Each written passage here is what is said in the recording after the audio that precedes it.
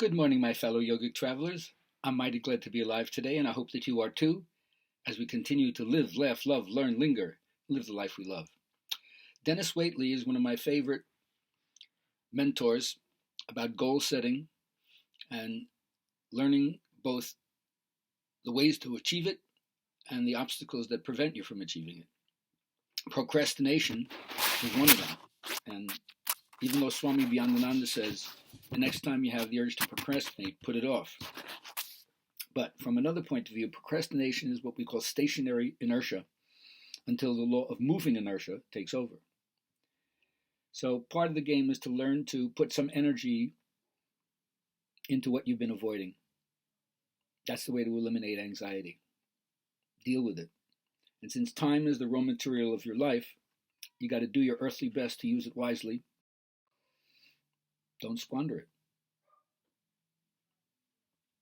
I don't worry about things that I can't do anything about. Instead, I muse on the benefit of reaching my goal, because I make my decisions, and my decisions in time make me. So it's the easiest thing in the world to neglect what's important, the urgent. It's a great skill to be able to tell the two apart and assign the correct meaning and the amount of time to each. And that's the way you free yourself to do the best work that you possibly can. So with that said, let's move into what I want to share today about the dance of gender. I'm not apologizing for being a cisgender man and using images that seem to be binary. I don't know. I've studied anthologies on the queerifying of religion to try to find out where there's specific ritual initiations in Greece for homosexuality or in Lesbos for the women, but I wasn't able to find it. So I'd love to hear from anybody else who has information out there to help me be able to expand what I want to share about mythology to include people who are not identifying with the cisgender orientation. So if you know something, please share it with me. I'd love to continue to learn. But until that time, for me, mythology is like the Holy Grail. It's multifaceted. Each person sees something different in it, and each person sees something different in it each time they look at it. And it keeps on feeding everybody forever. So it's a symbol of the nourishment that never fails. It's always available. When you practice, you're like the person who wants to get out of the rain by jumping in the ocean. Somehow it brings the trouble on quicker and more, but also it's the right kind of trouble.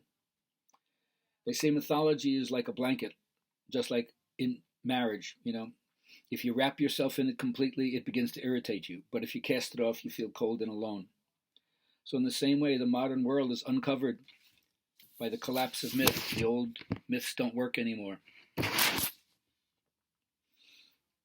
if it's true that the myth is supposed to nurture and feed your soul, if it's true that myth is the glue that binds us to the unplumbed mystery from which all life and humans have sprung, then myth takes you inwards and backwards into yourself, into the mystery.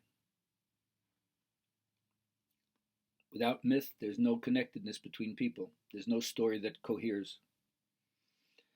And from what we understand from the history of indigenous peoples, without initiation, boys and girls don't know when they're an adult. They don't know what their responsibility is to the community. Something is missing.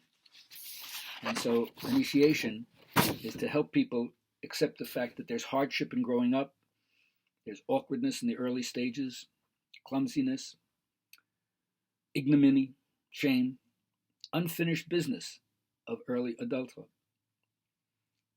And so it's malicious to throw children into the world without any preparation,